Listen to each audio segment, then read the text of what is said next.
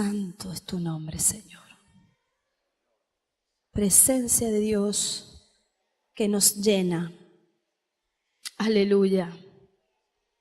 Y usted reciba la palabra de Dios, porque en la semana pasada el Señor allí por medio de su Espíritu Santo soltó palabra de declaraciones. ¿Cuántas palabras? Muchas, Pero esas palabras estaban condicionadas. ¿Cuál era la condición del cumplimiento de esas promesas? Obedecer ¿a qué? A sus mandamientos. Recuerde esto, hermano, que Dios puede soltar una palabra. Dios puede soltar una palabra profética. Dios suelta de la boca de Jehová una palabra de declaración donde Dios dice: yo te voy a bendecir, va a haber nuevos comienzos, y todo lo que Dios soltó que fue sobreabundante. Pero también hay una condición para que esa palabra se cumpla, y dice que es obedecer a sus mandamientos. Dice guardar y poner por obra los mandamientos de Dios. ¿Cuántos dicen amén? Los que han ido a sus células saben que esto ha sido así, porque es lo que se ha estado enseñando. Muchas veces nosotros nos quedamos con lo lindo de lo que Dios dice que va a hacer con nuestras vidas. Tomamos y decimos amén, amén a la palabra. Sellamos la palabra de lo que Dios dice que va a hacer. Pero si nosotros no obedecemos y no ponemos en práctica los mandamientos, entonces la bendición y lo que fue declarado, nada pasará. ¿Usted me está entendiendo? Entonces, dice la palabra de Dios que en la obediencia está la bendición de Dios. Si yo obedezco, voy a ser un hombre y una mujer bendecida. Y en raíz de lo que Dios ha estado hablando, hubo alguien que le preguntó a Jesús. Y la pregunta que le hizo este hombre a Jesús fue: ¿cuál es el mayor de los mandamientos? Marcos capítulo 12, verso 28. Allí dice la palabra de Dios: acercándose uno de los escribas. Un escriba se acercó a Jesús, que los había oído disputar y sabía que les había respondido bien. Y le preguntó a Jesús: ¿cuál es el primer mandamiento de todos? Yo quiero que usted preste atención, porque si Dios habló que yo debo obedecer los mandamientos de Dios, entonces hoy Dios nos dice cuáles son esos mandamientos importantes, el que está en primer lugar y el que está en segundo lugar, para que todo nos vaya bien. Jesús le respondió: el primer mandamiento de todos es, y dice allí: oye Israel. Usted haga así conmigo y diga su nombre. Yo voy a decir: oí Fabiana. Ajá. Oye Israel, oye Fabiana, oye, pon tu nombre ahí. ¿Qué quiere decir? Escucha, presta atención. Y luego dice: el Señor nuestro Dios, el Señor uno es.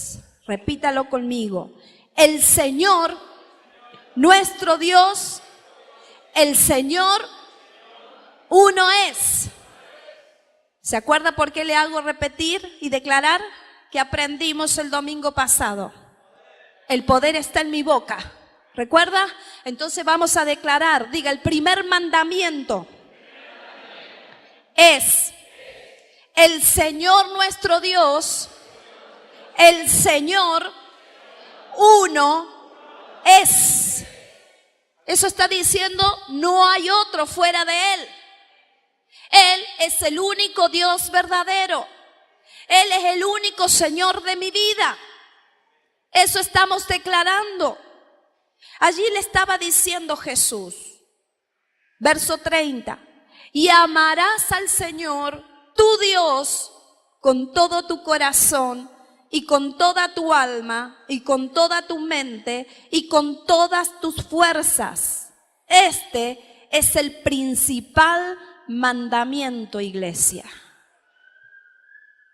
Este es el principal mandamiento. Mandamiento viene de mandar, viene de ordenar. Dios ordenó, Dios mandó a que se cumpla su palabra, lo que Él ha mandado obedecer. Por eso dice mandamiento. ¿Cuál es ese primer mandamiento? Que yo debo amar al Señor, dice, con todo mi corazón. Por eso en el verso anterior dice el Señor nuestro Dios. Cuando yo digo el Señor nuestro Dios, Señor está diciendo dueño. Yo estoy diciendo que Dios es el dueño de mi vida. Yo estoy diciendo que Él gobierna sobre mi corazón, sobre mi mente y sobre mi alma. Dios tiene que ser el centro de nuestras vidas. Él tiene que gobernar mi corazón. Dice que el corazón del hombre es engañoso.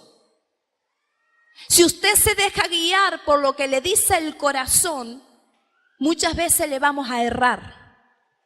Porque nosotros no nos debemos guiar por el corazón, sino que debemos guiarnos por el Espíritu de Dios. Pero si en mi corazón está gobernando ese Señor que es el dueño de mi vida, a quien yo le dije un día, Jesús, entra en mi corazón y te recibo como mi Señor, que estoy diciendo mi dueño, si ese corazón el que gobierna es Cristo, entonces yo voy a poder amarlo a Dios con todo mi corazón. Dice, amarás al Señor con todo tu corazón, con toda tu alma. ¿Qué hay en el alma, hermanos? Están los sentimientos. En el alma están los sentimientos, buenos y malos. En mi alma puede haber un sentimiento de amor, pero puede haber un sentimiento de odio. En el alma es donde se aloja la falta de perdón, el enojo, la ira, el resentimiento. En el alma están los sentimientos de amor, de afectos. Pero dice que yo debo amarle al Señor con toda mi alma.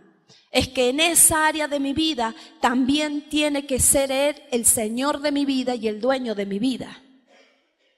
En mi alma no puede haber falta de perdón. En mi alma no puede haber odio. Sino que ahí tiene que gobernar el Señor. ¿Cuántos dicen amén? Con toda mi fuerza, con toda mi mente. En mi mente debe gobernar Dios. En mis pensamientos, ¿qué prevalecen más en mis pensamientos? ¿En qué estoy pensando todo el tiempo? ¿Estoy pensando en maquinaciones para pecar, para engañar, para mentir, para robar?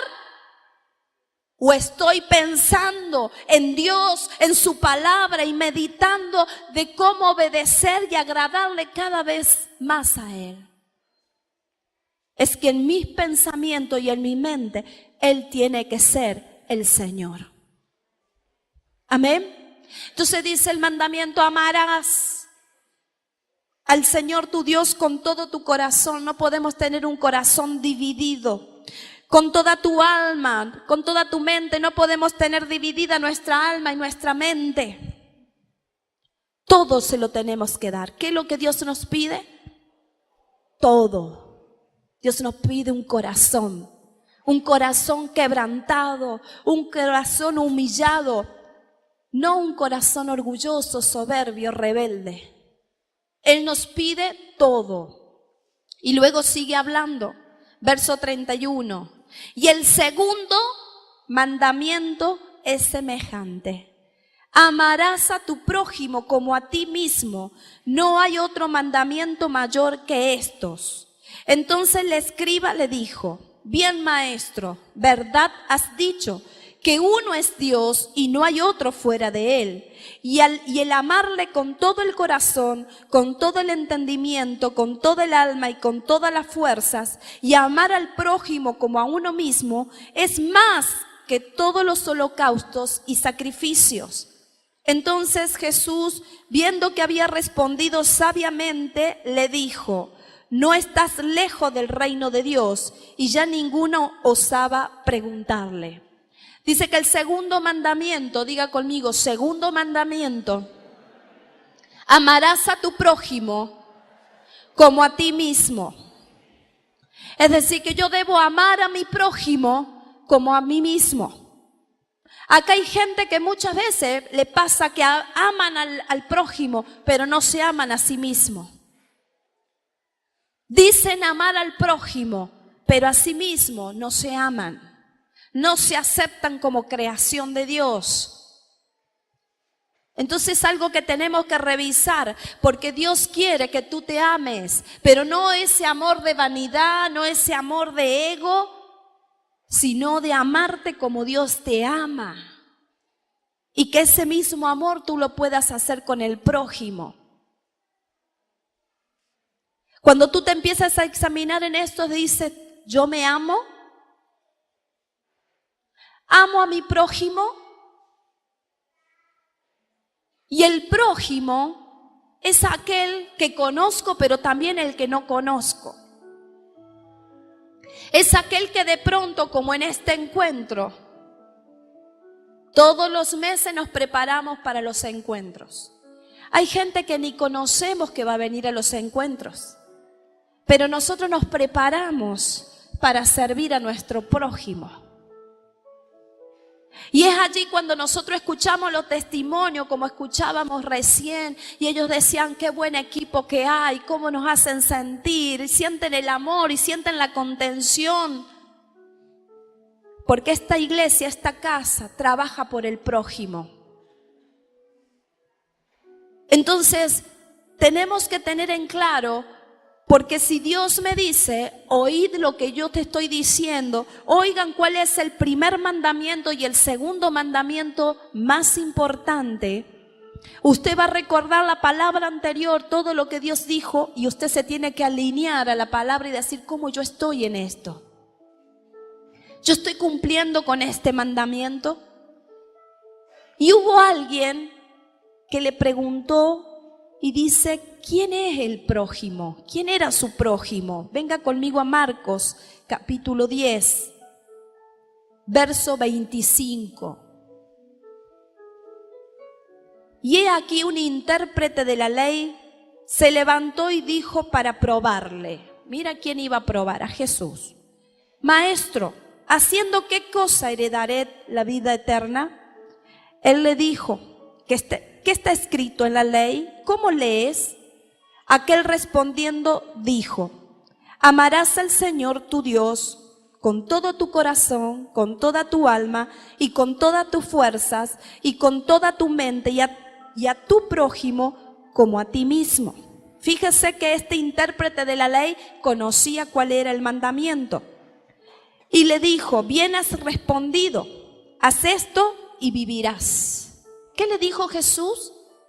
Haz esto y vivirás. Pero él, queriendo justificarse a sí mismo, dijo a Jesús, ¿quién es mi prójimo? Respondiendo Jesús le dijo, y le empieza a hablar una parábola. Y le dice, un hombre descendía de Jerusalén a Jericó y cayó en mano de ladrones, los cuales les despojaron e hiriéndole se fueron, dejándole medio muerto. Aconteció que descendió un sacerdote por aquel camino y viéndole pasó de largo. Asimismo un levita, llegando cerca de aquel lugar y viéndole pasó de largo. Pero un samaritano que iba de camino vino cerca de él y viéndole fue movido a misericordia. Diga conmigo, misericordia. Algo pasó. Lucas capítulo 10, verso 25, estoy por el 33, ahora el 34. Y acercándose, vendó sus heridas, echándoles aceite y vino, y poniéndole en su cabalgadura, lo llevó al mesón y cuidó de él. Otro día, al partir, sacó 2 denarios y los dio al mesonero y le dijo, cuídamelo y todo lo que gastes de más, yo te lo pagaré cuando regrese. Entonces le dice Jesús, ¿quién pues de estos 3 te parece que fue el prójimo del que cayó en mano de los ladrones? Él dijo, el que usó de misericordia con él. Entonces Jesús le dijo, ve y haz tú lo mismo. Fíjese que dice ahí entonces, este hombre que conocía los mandamientos, le pudo decir cuáles eran los mandamientos a Jesús, pero le preguntó, ¿quién es mi prójimo?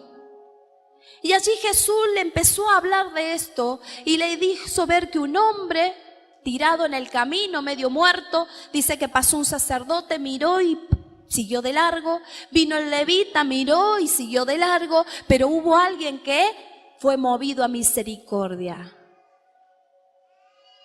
Y dice que lo levantó, lo vendó, lo llevó a un lugar, dejó pago esa noche y si había más que pagar, cuando volvería lo iba a pagar todo. Eso habla de que nuestro prójimo está hablando que es aquel que de pronto no conocemos. Porque muchas veces somos movidos a misericordia con el que conocemos, ¿o no? Usted conoce, se entera de un caso cercano a usted y dice, ay, aquel se quedó sin trabajo, le falta esto, le falta lo otro. Usted inmediatamente va a buscar los medios para ayudarle. O si pasa una situación, la partida de un ser querido o algo, usted se va a acercar, usted va a ir.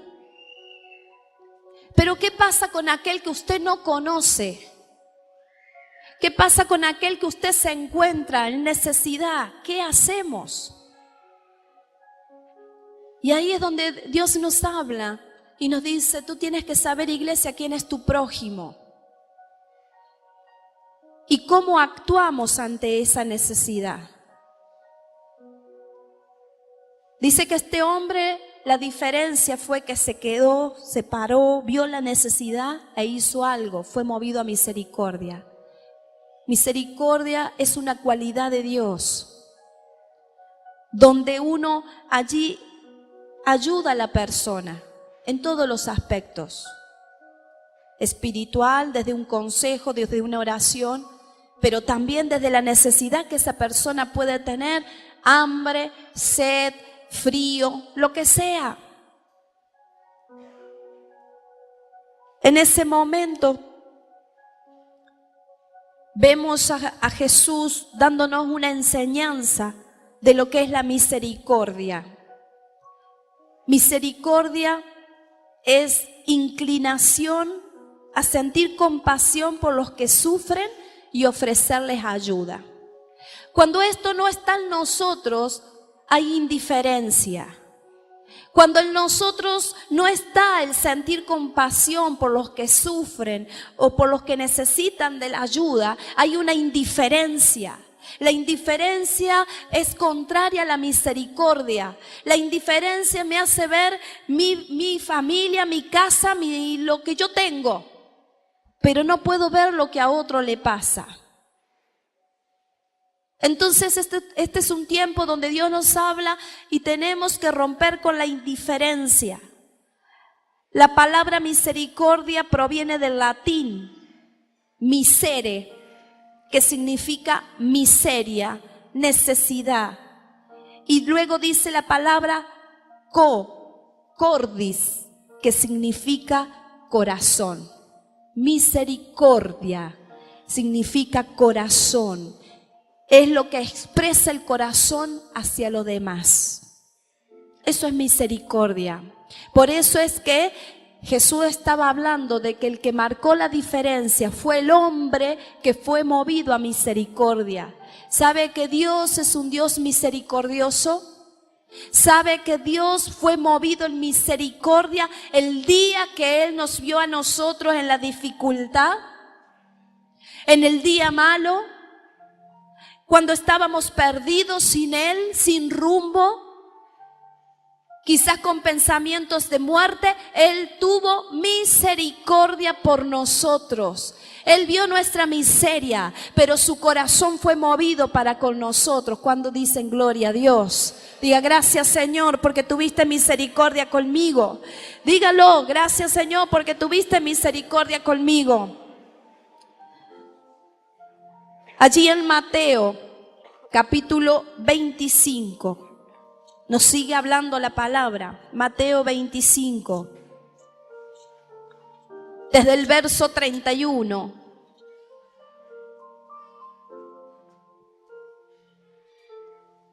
y habla de la venida del Hijo del Hombre. 25, perdón, estaba en otro capítulo, 25:31. El Hijo del Hombre juzgará a las naciones. Y allí dice, cuando el Hijo del Hombre venga en su gloria, es Jesucristo, y todos los santos ángeles con él, entonces se sentará en su trono de gloria. Y serán reunidas delante de él todas las naciones, y apartará los unos de los otros como aparta el pastor las ovejas de los cabritos. Esto va a pasar. Esto es una palabra profética, algo que va a pasar. Y pondrá las ovejas a su derecha y los cabritos a su izquierda. Entonces el rey dirá a los de su derecha: venid, benditos de mi Padre, heredad del reino preparado para vosotros desde la fundación del mundo. ¿Por qué? Y mire lo que dice el Señor. Porque tuve hambre y me diste de comer, tuve sed y me diste de beber. Fui forastero y me recogiste, estuve desnudo y me cubriste, enfermo y me visitaste, en la cárcel y viniste a mí. Entonces los justos responderán diciendo: Señor, ¿cuándo te vimos hambriento y te sustentamos, o sediento y te dimos de beber? ¿Y cuándo te vimos forastero y te recogimos, o desnudo y te cubrimos? ¿O cuándo te vimos enfermo o en la cárcel y vinimos a ti? Y respondiendo el rey les dirá: de cierto os digo que en cuanto lo hicisteis a uno de mis hermanos más pequeño, a mí lo hicisteis. Entonces dirá también a lo de la izquierda: apartaos de mí, malditos, al fuego eterno preparado para el diablo y sus ángeles. ¿Por qué? Porque tuve hambre y no me diste de comer, tuve sed y no me diste de beber, fui forastero y no me recogiste, estuve desnudo y no me cubriste, enfermo y en la cárcel y no me visitasteis. Entonces también ellos le responderán diciendo: ¿cuándo te vimos hambriento, sediento, forastero, desnudo, enfermo o en la cárcel y no te servimos? Entonces le responderá diciendo: de cierto os digo que en cuanto no lo hiciste a uno de mis más pequeños, tampoco a mí me lo hicisteis. E irán esto al castigo eterno y los justos a la vida eterna. Cuando venga el Señor en su gloria, Él va a juzgar nuestras obras. Escuche, iglesia, tenemos una oportunidad de parte de Dios. Hoy el Señor nos ha dado la tarea y Él ha bajado su proyecto de reino llamado Jesús el Movimiento. Ese Jesús el movimiento que Dios habló y que Dios nos viene hablando, es ese Jesús que quiere llevar la palabra, es ese Jesús que quiere llevar el agua de vida eterna a los sedientos, ese Jesús quiere llevar cobertura al que está desnudo, es ese Jesús que quiere golpear las puertas para llevar su palabra, y usted y yo tenemos la oportunidad de hacerlo. Pero ¿qué es lo que nos está moviendo? ¿Es que hay misericordia en nosotros o hay indiferencia? Cuando usted sabe que tiene que salir y no sale, es la oportunidad que tenemos de parte de Dios para que cuando llegue ese día y empiece a separar por obras, Él verá que es lo que hemos hecho. ¿Me está entendiendo?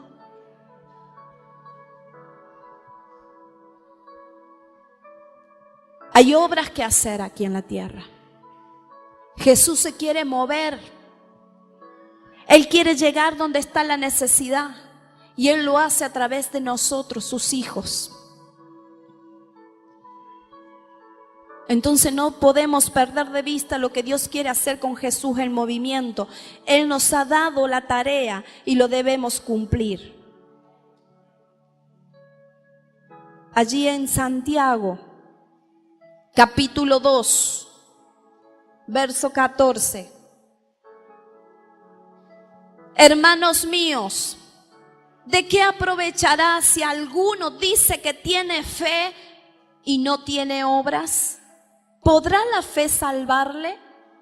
Si un hermano o una hermana están desnudos y tienen necesidad del mantenimiento de cada día, y alguno de vosotros les dice, id en paz, calentaos y saciaos, pero no le dan las cosas que son necesarias para el cuerpo, ¿de qué aprovecha? Así también la fe, si no tiene obras, es muerta en sí mismo. Pero alguno dirá, tú tienes fe y yo tengo obras. Muéstrame tu fe sin tus obras y yo te mostraré mi fe por mis obras. ¿Tú crees que Dios es uno? Bien haces. También los demonios creen y tiemblan. ¿Mas quieres saber, hombre vano, que la fe sin obra es muerta? ¿No fue justificado por las obras Abraham, nuestro padre, cuando ofreció a su hijo Isaac sobre el altar? ¿No ves que la fe actuó juntamente con sus obras y que la fe se perfeccionó por las obras? Y se cumplió la escritura que dice, Abraham creyó a Dios y le fue contado por justicia y fue llamado amigo de Dios. Yo no puedo decir que tengo fe y de esa fe no hay obras. La fe va acompañada de obras.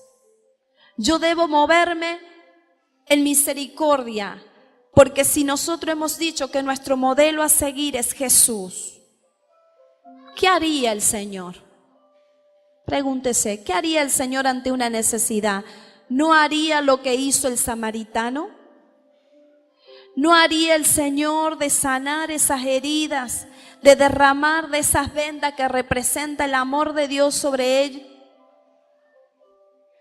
Sabe que muchas veces hay que pagar un precio y el precio muchas veces lo vemos alto.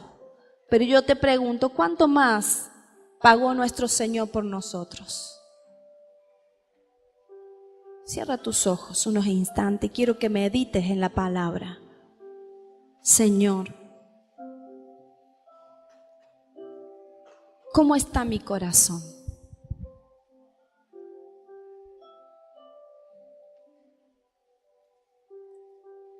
¿Cumplo con estos mandamientos?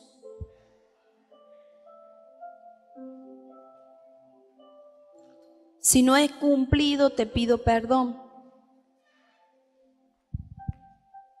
Pero quiero hacerlo. Quizás alguna vez te pasó de pensar y decir, yo ya ayudé a mucha gente y me pagó mal. ¿Y sabe qué te dice la palabra si tú eres uno de ellos? Dice en Gálatas capítulo 6, versículo 9, no nos cansemos pues de hacer el bien, porque a su tiempo segaremos si no desmayamos. Te lo vuelvo a decir, no nos cansemos pues de hacer el bien, porque a su tiempo vamos a cosechar si no desmayamos. Así que, según tengamos oportunidad, hagamos bien a todos y mayormente a los de la familia de la fe. Amén. Dice que ayudemos a todos, pero mayormente a los de la familia de la fe. ¿Quién es la familia de la fe? Levante su mano y diga, nosotros somos esa familia de la fe. No nos cansemos entonces de hacer el bien, porque a su tiempo vamos a cosechar. Él es el que mira nuestro corazón. Él es el que ve nuestras obras. Él es el que sabe de nosotros todo lo que podemos dar, todo lo que vamos a dar para el Señor. Estamos en un tiempo especial donde podemos romper con la indiferencia, hermano. Así que yo te invito, ponte de pie, por favor. Dios está esperando de ti todos los días para salir a recorrer las calles de esta ciudad. Dios está contando con nosotros. Jesús está esperando de nosotros. Cierre sus ojos y póngase a cuentas con Dios. Deje que el Señor le ministre. Padre, te damos gracias. Pedimos perdón a ti, Señor, en esta hora por toda indiferencia, por toda frialdad ante las necesidades de las personas, ante las necesidades de la familia, de la fe. Pedimos perdón, Señor, y que este mandamiento tan importante se nos pueda revelar en nuestra mente, en nuestro corazón, en nuestra alma, y saber, Señor, que tiene que haber en nuestros corazones misericordia. Ayúdanos, Señor. Ayúdanos, Padre, a poder hacer tu voluntad.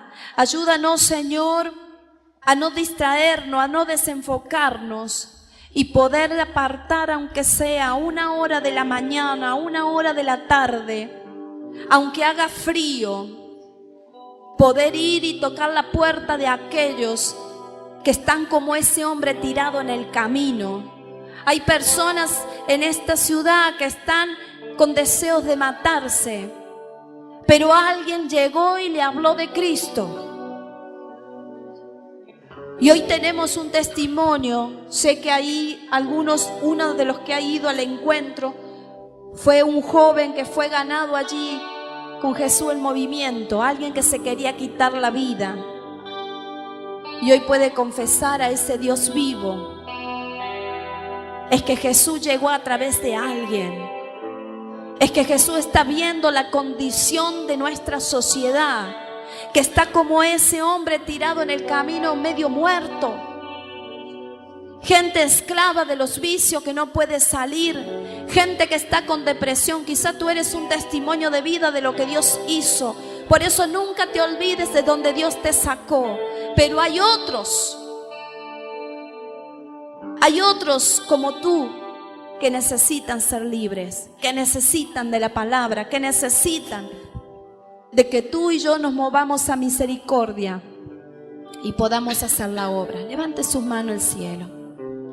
Padre del cielo, amado Dios, te bendecimos, Señor. Y declaramos que en esta hora, Señor, tú derramas sobre nosotros la misericordia. Tú derramas sobre cada uno de tus hijos la misericordia. Tú pones el querer como el hacer. Tú pones la necesidad de salir como tú nos has enviado, porque fuimos enviados por ti a predicar el evangelio. Hoy a toda esta tierra, a toda esta región, mañana será a otros lugares, pero primero tenemos que ser fiel en donde tú nos has puesto. Primero tenemos que darte de este lugar lo mejor a ti. Por eso, Padre, en el nombre de Jesús, yo bendigo en el nombre de Jesús aquellos que salen, aquellos que están perseverando, aquellos que están saliendo cada día. Sabe que hay gente en Jesús el movimiento que están saliendo todos los días. Yo bendigo a estas personas. Y como dice la palabra, no se cansen. No se cansen de hacer el bien. No se cansen, porque a su tiempo cosecharán si no desmayan. El tema es permanecer. No podemos salir y decir ahora vamos y luego nos quedamos, porque esas son actitudes del alma. Y nosotros lo tenemos que hacer entendiendo que es algo que Dios nos ha enviado, que es algo que Dios quiere hacer. No se trata de hombres, se trata de Dios. Padre, en el nombre de Jesús, bendigo a tu pueblo, Señor. Declaro tu palabra sobre ellos, Señor. Gracias, Padre. Adórale al Señor allí. Quiero sentir con tu corazón